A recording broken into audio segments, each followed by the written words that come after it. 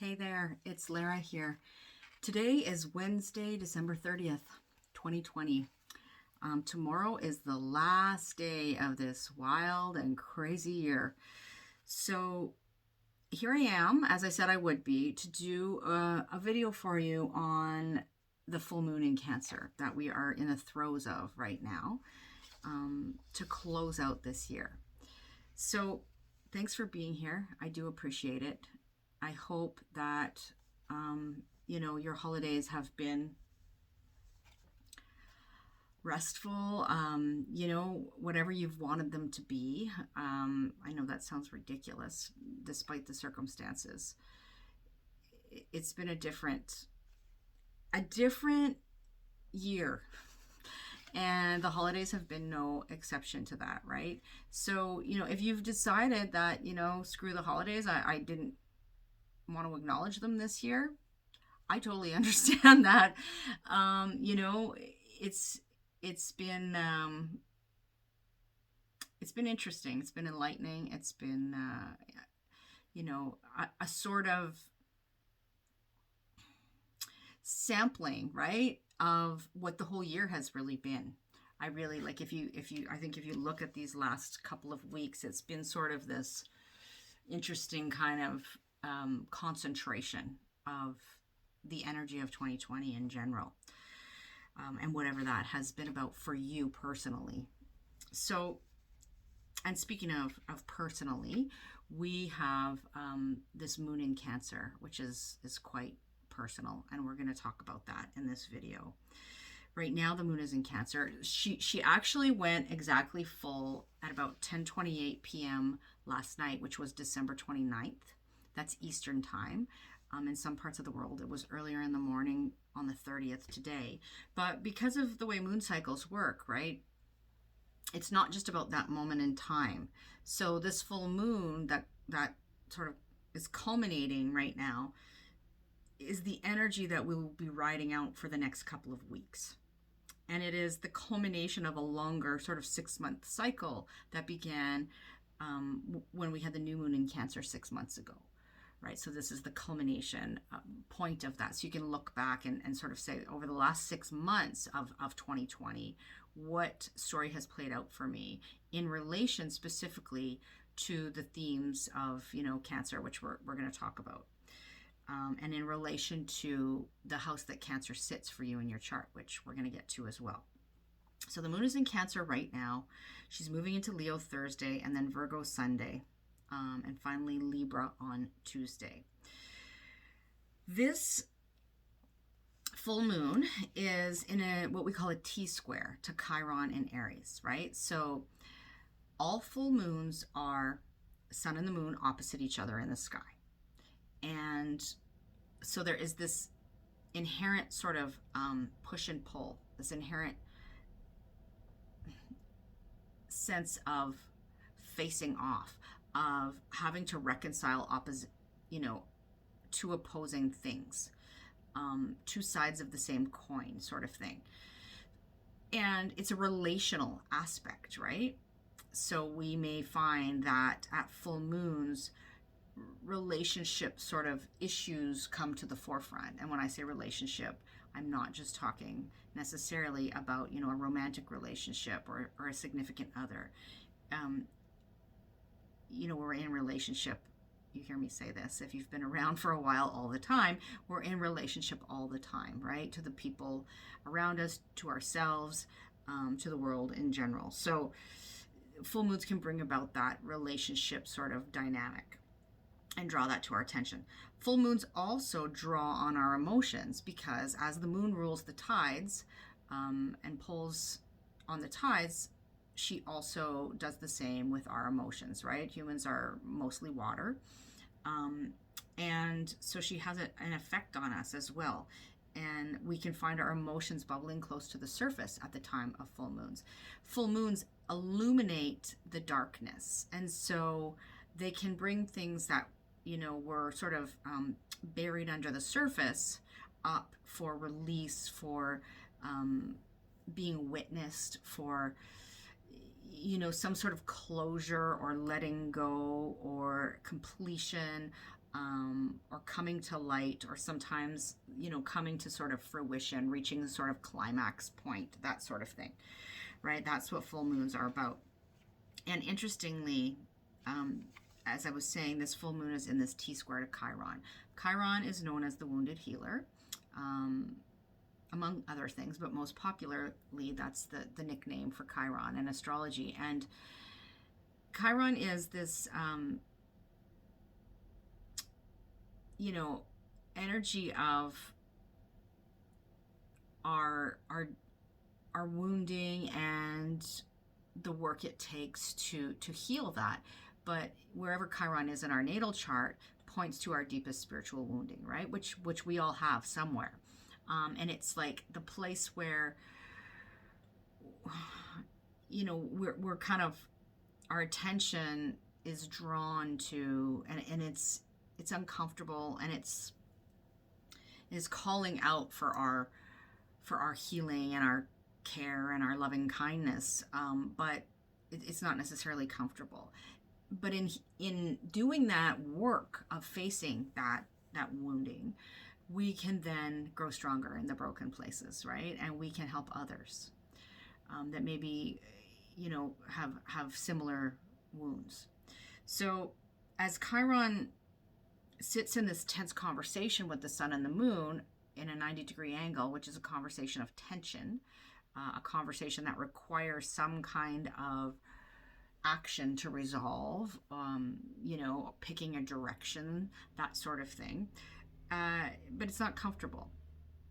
So our wounding can be really kind of brought to the surface, particularly the wounding around Chiron and Aries, where Chiron is traveling through the sky for still several years to come. So Chiron and Aries in a nutshell is about healing our identity, right? And so we're all working on this in some way, shape, or form.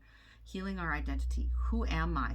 Who am I in relation to others, in relation to the whole, in relation to myself, in relation to societal expectations? Who am I? And where do I belong? And, do I even have the right to kind of belong and exist as I am, as my own unique sort of self? Do I have the right to lead, right? Aries, my own life. All of these things can be coming up to the surface because Chiron is in a square to this full moon. So I'm actually going to show you the chart right now. So we can just kind of get that out of the way and give you a visual. So here we've got the sun in Capricorn, right? And Mercury is in Capricorn right now. Pluto is in Capricorn as well, and will remain there for still a few more years. But Saturn and Jupiter have left Capricorn. They had that great conjunction on the solstice. If you didn't hear about that, you may have been living in a cave somewhere, but you can certainly go listen to the video that I did on it. This is this set the stage, right? This was ground zero, this meetup of Jupiter and Saturn in Aquarius. It set the stage for the next 20 years, and beyond that, the next 200 years. So Jupiter and Saturn are out of Capricorn now. And the moon is in Cancer across the sky from Capricorn, so in an opposition. There's Chiron over in Aries, right? And Chiron is making this tense conversation with the sun and the moon, squaring off. We've also got Venus up here in a conjunction with the south node. And Neptune still squaring the nodes of the moon, which I've spoken about in past videos. But what I really want to focus on is that sun-moon. And then the Chiron piece. Okay, so that's the chart. Incidentally, I don't know if I said this because this is take 2, but I got a new phone. I got some new lighting. I don't have a new compatible microphone yet. I'm trying to figure this all out. I haven't had a lot of time. Sadly, sleep has not come as easily as I would have liked it over these last 2 weeks. And it's been busier than I would have anticipated for a holiday when basically, we've stayed close to home. So anyway, so bear with me. You know, I have some experimenting to do, some kinks to work out and all of that, but I didn't want to play around too much. I just wanted to get this out to you today, and I'll get a chance to do all of that in the coming weeks. So that's the chart. And hopefully that showed up okay when I showed it to you. So what I want to say here is this full moon in Cancer is closing out this year of 2020. And at the beginning of this year, we had a full moon lunar eclipse in Cancer. So we have come full circle in a sense, in some regard, right? That full moon lunar eclipse in Cancer was opposite Sun, Mercury, Saturn, Pluto, all in Capricorn. And Jupiter was up there too in Capricorn. And, you know, so it was a really, really intense kickoff to 2020. No guff. I think we can pretty much look back and, you know, there's no denying that, right? And so here we are now at the end of this year, and we are experiencing another full moon in Cancer. And the difference is that we don't have that opposition of Saturn and Jupiter and Pluto all in Cancer. And the nodes of the moon have moved on, right? So the eclipse cycles have moved out of Cancer, Capricorn into Gemini, Sagittarius. So the energy here is a little softer. It's almost like, you know when you start a new year, right? Historically speaking, let's put it that way, because I think this year is going to be different, the start of 2021 for many of us. But when you start a new year, a lot of people go in guns a-blazing, right? Like, and they claim the new year, and it's going to be their year to do X, Y, Z, and the resolutions start, and all of this kind of thing goes on, right? I've never been one much for resolutions, and I sort of work more with the astrological cycles. Aries is the beginning of the cycle, which is in the spring. So setting resolutions in January never really felt right to me, but a lot of people do that, and that's our calendar year. And it's interesting that the astrology has lined up with the calendar year for this sort of switch over of cycles between 2020 and 2021, right? It doesn't always happen that way. So that's kind of interesting. But the point I'm trying to make is in most years, you know, we're enthusiastic about, you know, what's to come and claiming the new year, and I think having gone through everything we've gone through over the course of 2020, most of us are going to be a little more sort of cautious, maybe optimistic, but cautiously optimistic, right? A little less willing to be so sort of you know, I don't know, like flippant or arrogant or confident about claiming the year. There will still be people who that's the way they'll handle it, and that's totally fine. But I think a lot of us are a little more sheepish, right? Maybe a little bit more cautious, maybe a little more gun shy, to use a term. And so it's kind of like, I feel like this full moon is bringing us full circle in that sense. It's kind of like, you know, allowing us to reflect and to look back on where we've been, and to maybe enter 2021 with a bit more gentleness and a bit more willingness to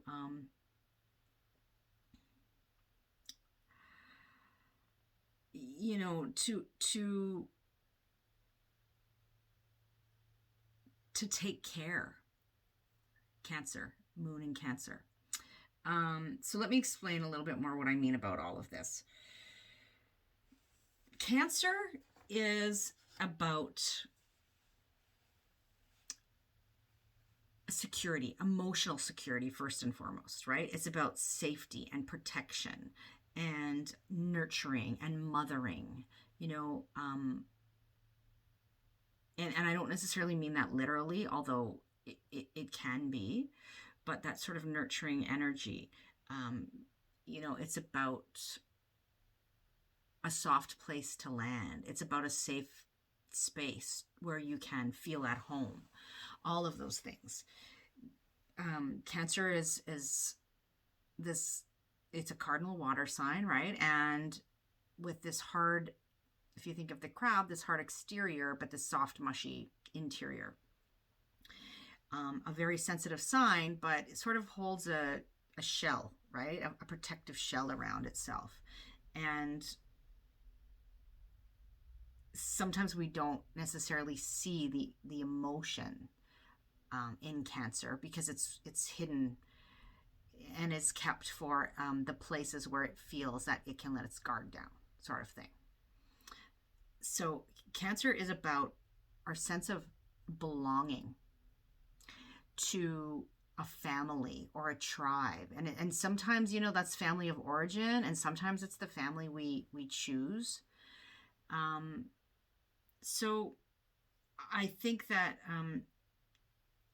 we're coming into this energy of, or we're in this energy in this full moon of reflecting on these themes and how the rug was pulled out from under us in 2020 in relation to our sense of safety and security and emotional well-being, and nurturing and support and all of that. And it's not been easy, right? And so I get the phrase that comes to mind when I think about this full moon is be who you needed when you were younger, right? Not all of us had or have that kind of nurturing support system of a family, and when we're talking about Cancer, and we're talking about the moon in Cancer specifically, right? The moon is at home in Cancer.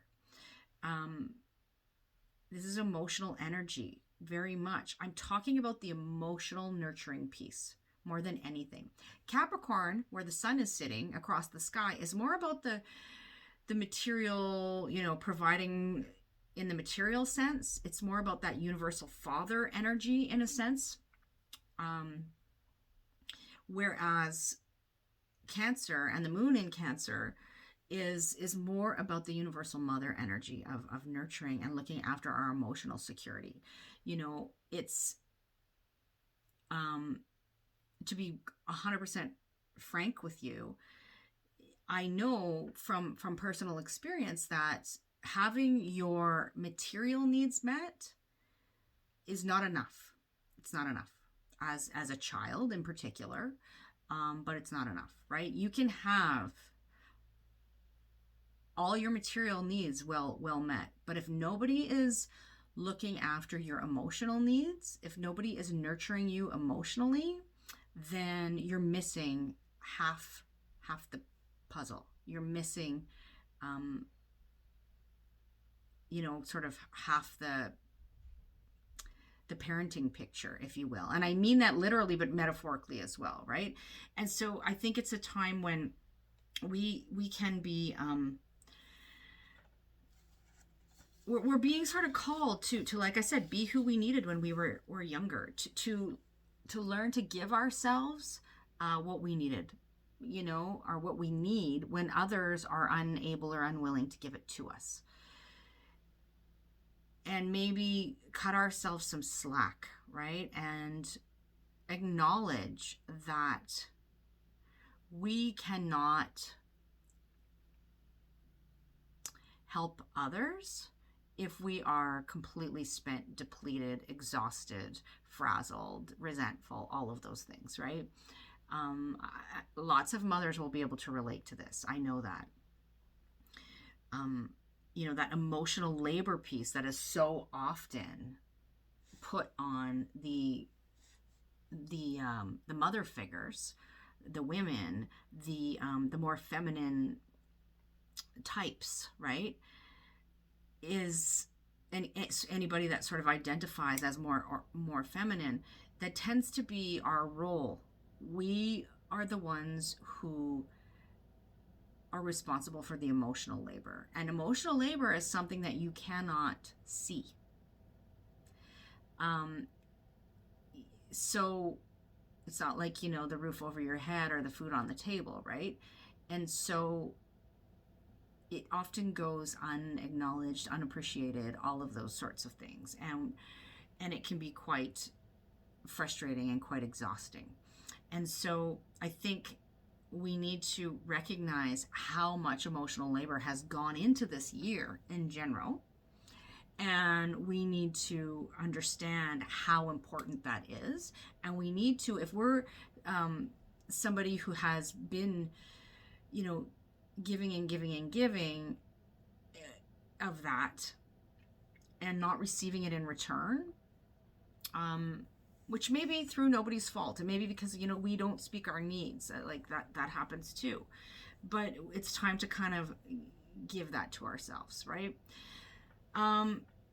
All right, so I'm not going to belabor that too much more. What I want to say to you is, and I have a piece of reading that I want to really want to share with you when I'm finished going through the rest of this here, because I think it's very relevant. But consider where you were in January, all right, at the beginning of 2020, especially in relation to your emotions and your sense of safety and security and belonging and home and tribe and family and all of that, right? Now, where are you at this point in time in relation to all of those things, right? What has changed there? What maybe hasn't changed and needed to? It's about asking, kind of what can you give yourself that is so desperately needed, but you're not getting elsewhere, right? Other people aren't giving it to you. How can you be the safe space for yourself and for the people that you consider your tribe, whether they be your family of origin or otherwise, right?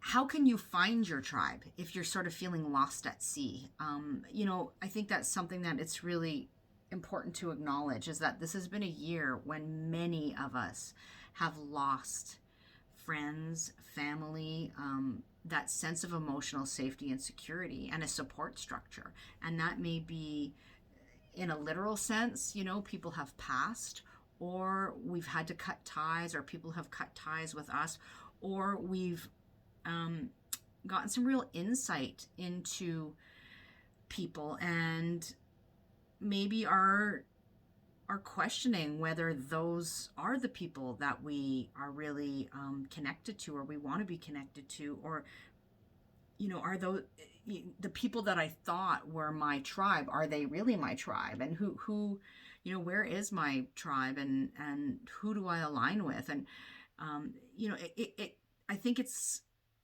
been an isolating year and an alienating year for many of us, and we're kind of trying to now all figure out where we fit, right? And who we fit with and who we resonate with and all of those kinds of things. So it's a time to contemplate all of that and to grieve any of those losses, right? It's a big deal. It's a huge deal to have to go through that. So it's okay, and it's very appropriate to grieve those losses, right? The folks that have cardinal placements around 8 degrees, so if you have your sun, your moon, your rising, a cluster of planets, around 8 degrees, give or take 3 to 5 degrees on either side of that, of the cardinal signs, Aries, Cancer, Libra, Capricorn, this will probably be a more intense feeling full moon for you than for other folks, although we're all feeling it, right? We've all been through this year, and we're all, as I said, maybe grieving those losses or looking for that nurturing, for that soft place to land, for you know, we're coming full circle in a sense, and maybe having to come to terms with, you know, a lot of things. So look to the house that Cancer occupies in your chart, and that's going to give you clues to the specific areas of life that this energy is playing out in for you. So I'm going to cover those now. I'm going to tell you what house the full moon is in, meaning what house does Cancer sit for you. So think about everything I've said in relation to this full moon, you know, the strong emotional component, the sense of seeking nourishment and nurturing and a sense of safety and security and tribe and all of that.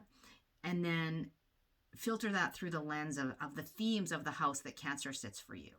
And this will probably be the area of life that is really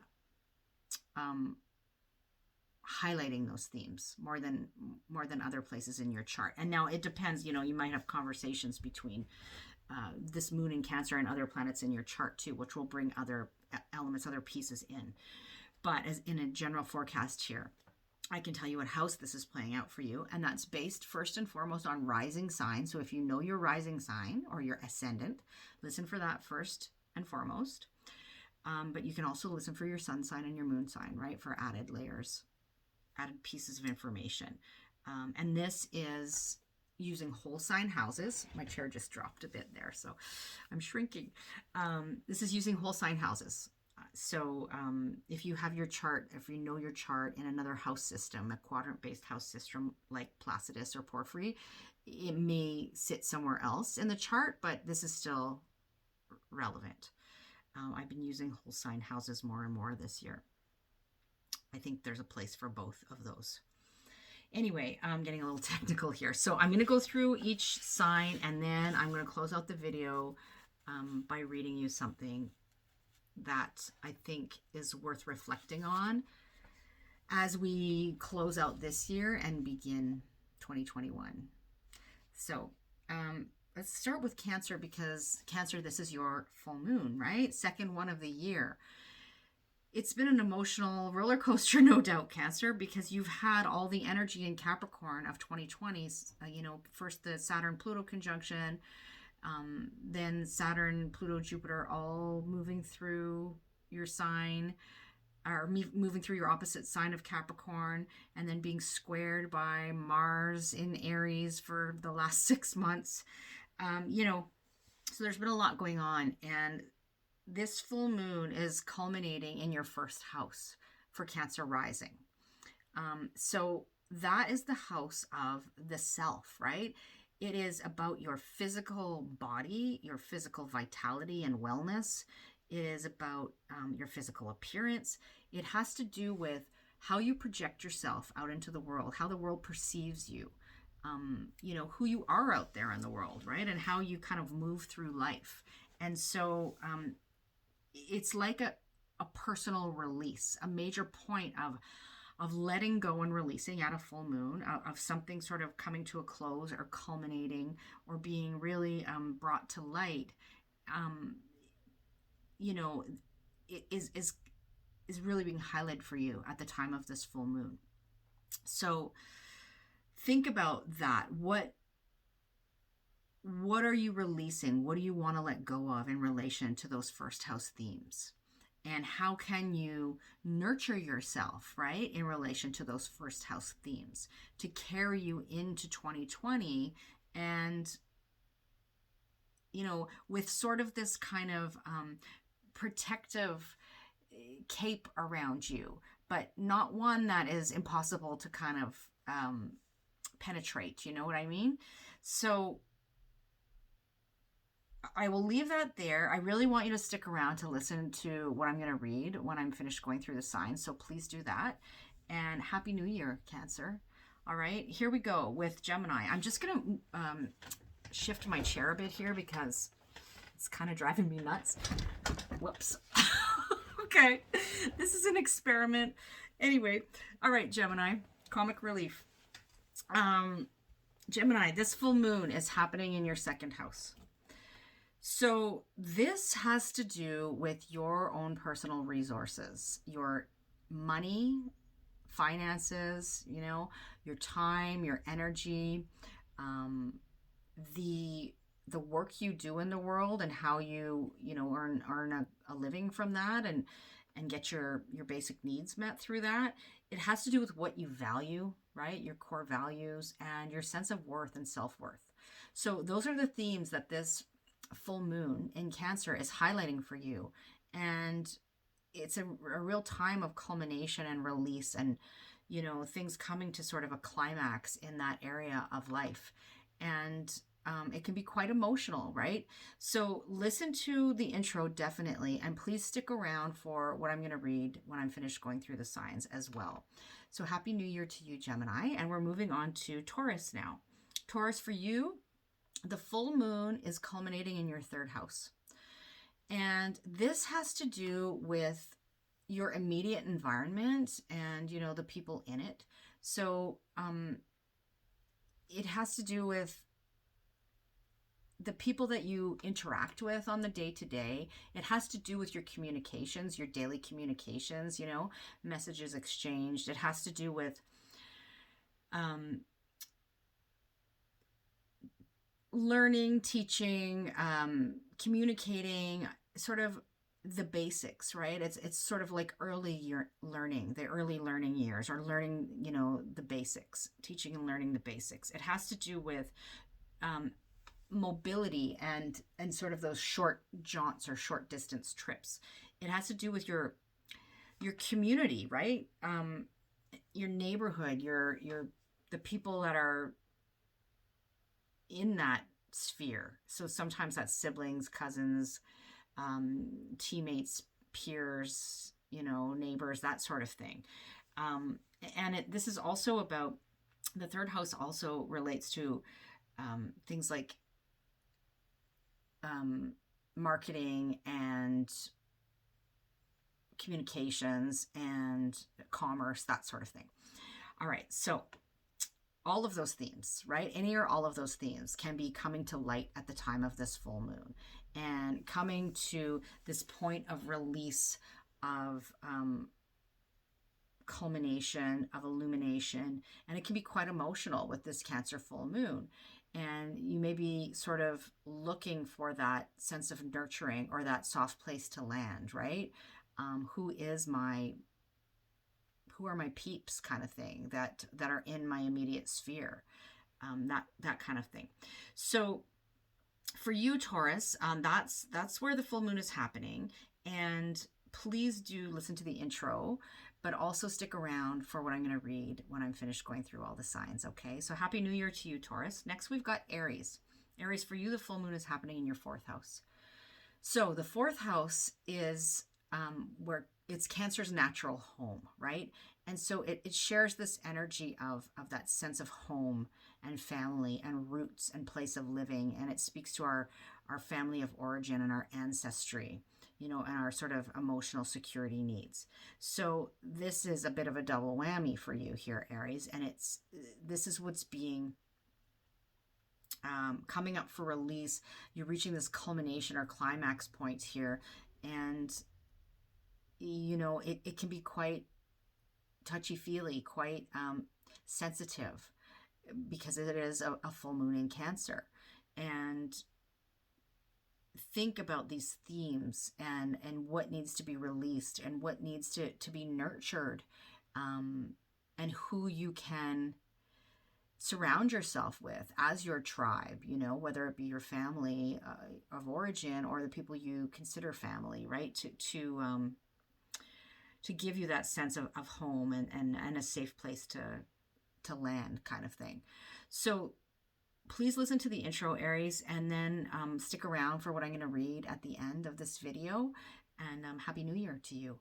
Next, we've got Pisces. Pisces, for you, this full moon is culminating in your fifth house, which has to do with what brings you joy and pleasure. It has to do with children and all things involving, you know, children and creativity and your sense of self-expression. So these are the themes being highlighted at the time of this full moon for you. And, you know, it can be a sensitive and emotional full moon, because it is in Cancer, as I spoke about in the beginning of the video. And so there may be things coming up around these themes that are hitting a sore spot, or maybe needing to be purged or released, or being illuminated, coming to like a culmination point, that sort of thing. And just be gentle with yourself, be gentle with your kids. This is in the 5th house here. Maybe your kids need some extra nurturing around this time. That's a possibility. But that's what's going on for you at this full moon, Pisces. So please listen to the intro, and please stick around for what I'm going to read in a bit when I'm finished going through the signs. Okay, thank you. So happy New Year, Pisces, and we're moving on to Aquarius now. Aquarius, for you, this full moon is culminating in your 6th house of your daily routine, your daily grind. It has to do with, checking off the ticky boxes on the day-to-day and what you do for work, like your daily tasks. And those can be paid or unpaid, right? Tasks. But we often think of this as our job. It's about issues around health and illness, that sort of thing. How you are in service, and maybe others that are in service to you. So these are the themes that are being highlighted for you at the time of this full moon. There can be some emotional releasing going on right now around those themes, emotional triggering potentially. There can be, a culmination, endings, illumination around those themes, right? So listen to the introduction for more details, and then please stick around for what I'm going to read at the end of the video as well. So happy New Year, Aquarius. And we're moving to Capricorn now. Capricorn, coming to the end of this very, very Capricorn themed year. And we are at this full moon in your opposite sign of Cancer, right? And it's sitting in your 7th house of the other, of relationship, of one-to-one close personal relationship, whether that be a significant other in your life, or close friends and family members, business partners, anybody that you're close to. It also has to do with contracts and agreements in the 7th house, Capricorn. And so there is some sort of emotional crisis point that's reached right around the time of a full moon, and something coming up for culmination, for illumination, to be purged and released and let go of, that sort of thing, as I spoke about in the intro. And definitely listen to the intro. And this for you is specifically centered on those themes of relationship, right? And how you relate to others, and that back and forth kind of thing. So that's for you, Capricorn. Please stick around and listen to what I'm going to read at the end of the video. But Happy New Year to you, and congratulations on Saturn and Jupiter finally leaving your sign. All right, moving on to Sagittarius. Sagittarius, this full moon is happening in your 8th house. And so this can have to do with some really sort of deep psychological kind of wounding and healing, issues. It's sometimes the skeletons in the closet, but it's also very much about our sense of entanglement with others, and our intimate connections and relationships with others. But it's also about, on a more sort of practical level, it's about other people's resources, right? So things like clients, and the money we get through clients, or it can have to do with like taxes, wills, insurance, debt, bursaries, scholarships, all of that kind of thing. So those are themes that may be coming to light and reaching this point of culmination at the time of this full moon. And it can be quite emotional, with the moon in Cancer. So I spoke about the details in the intro. Please listen for that, and please stick around to listen to the reading at the end of the video as well. Happy New Year, Sag. I'll catch you in 2021. Next, we've got Scorpio. Scorpio, for you, the full moon is happening in your 9th house. So this full moon in Cancer is drawing your attention to some sort of culmination, some kind of coming to fruition, a release, a turning point, as far as things related to your sense of, your belief system, your worldview, your philosophy, your this is also about foreign people and places and what we can learn from people who are different from us. It can be about teaching and learning and higher minded things, publishing, getting our message out there. These kinds of themes are ninth house related. So this is where the moon is sitting for you. And it can be emotional in some ways because it is a Cancer moon, right? So listen. I mean, full moons are always have that element of being emotional, but particularly in Cancer. So have a listen to the intro for the details, and please stick around to listen to the reading at the end of this video. Okay, Scorpio? So happy New Year. Take care. Next, we've got Libra. Libra, for you, the full moon is happening in your 10th house. So this is your house of career, public reputation, authority, your relationship to authority, your own authority. It can have to do with sort of father figures sometimes. It has to do with the legacy you wish to leave, those sorts of themes. It's a very public house, right? So for you, Libra, that's what's culminating here at the time of this full moon. There's some sort of turning point, something coming illuminated, some sort of release, catharsis, letting go happening. And so, and it can feel quite emotional, right? And that I spoke about that piece in the intro. So please listen to that, and please stick around for what I'm going to read at the end of this video. But Happy New Year, Libra, and take good care. All right, next we have Virgo. Virgo, for you, this full moon is culminating in your 11th house of the group, of your connection to, the bigger kind of, to the whole, right? So this can be about friendships. It can be about networks, clubs, associations, just your connection to the wider group. And it's also about your hopes and dreams for the future, right? And the people that can help you get there. So for you, Virgo, there is something being illuminated here, coming to light, coming up for release, culmination, a crisis point, all those full moon things. So please listen to the intro for the details and to give you more info, and stick around. I'm going to read something at the end of the video that I'm hoping you all stick around for. Okay, Happy New Year, Virgo. And last but not least, we've got Leo. So Leo, for you, this full moon is culminating in your 12th house. The 12th house is about what goes on behind closed doors. It's about our sense of rest and relaxation and recovery. It's about endings and losses. It's about, sometimes how we sabotage ourselves. It can be about places behind closed doors or tucked away from the world, like, certain institutions like hospitals and hospices and retreat centers and, rehab facilities and this kind of thing. And it's about the unconscious and our connection to our sort of spiritual life, right? And spiritual wellness. So these are the themes being highlighted at this emotional full moon in Cancer. Please listen to the intro for the details to help you navigate that. And stick around because I'm going to read something right when I'm finished here, speaking to you, Leo, and I'd really like for everybody to hear it. So take good care, Leo. Happy New Year, and I'll catch you in 2021. So that's all 12 signs. Thank you for sticking it out for this long. I did a bit of, bibliomancy, as I occasionally do with these videos. So for those of you who don't know what that is, it's sort of a divination technique where you grab a book and you just open it to whatever page and you read the message, right? And inevitably, I always discover that it's something that I need to hear, and often something that I want to share with you. And so I grabbed this book because this full moon in Cancer really reminded me of this, of finding our sense of belonging. And it might be because the full moon in Cancer sits in my 11th house, right? And, of the larger group.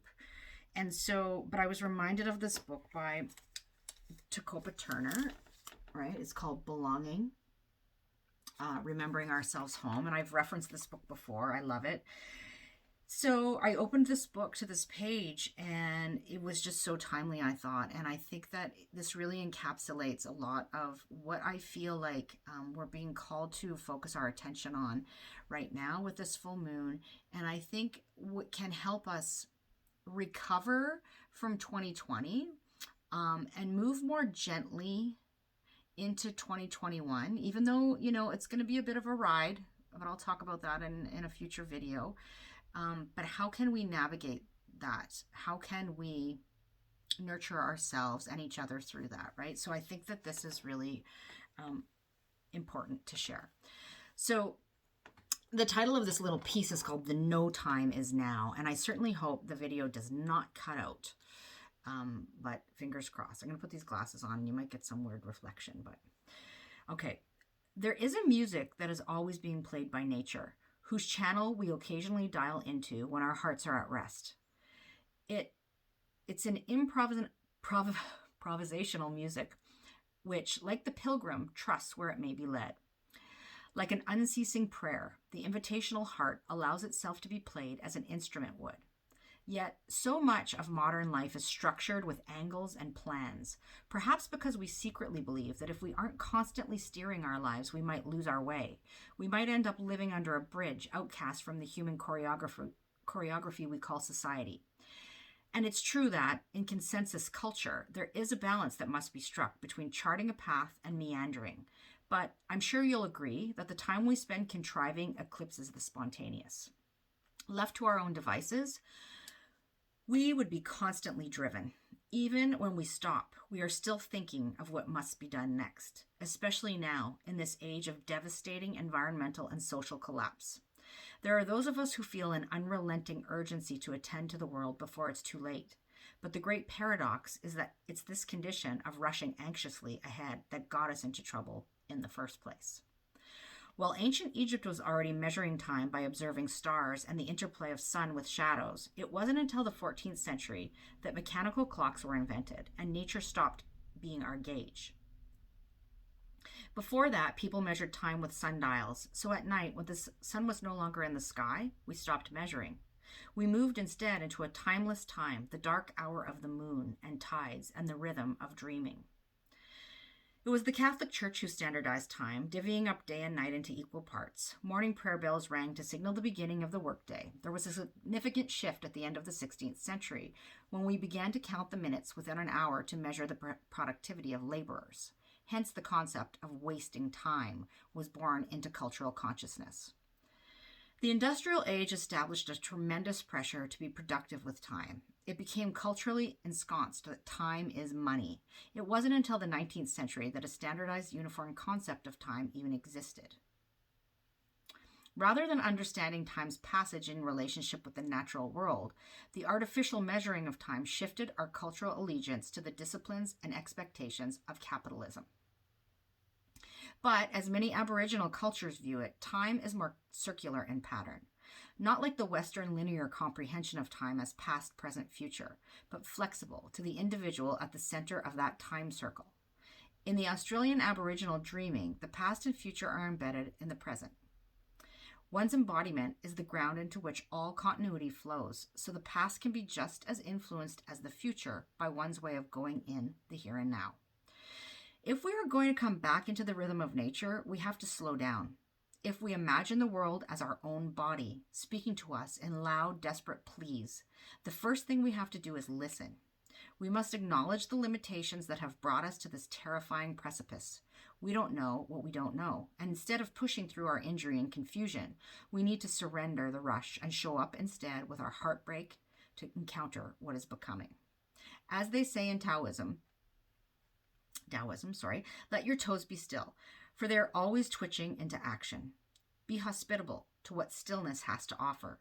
Cherish the opportunity to sink into the eternal, which is available to be bathed in at any given moment. There are times when the mind and body must be made to stop. The unruly is made to feel safe by limits. Limits to our productivity, limits to our activity, and limits to our directness are what allow the imagination to wonder, to perceive greater goals, to invite rather than lead.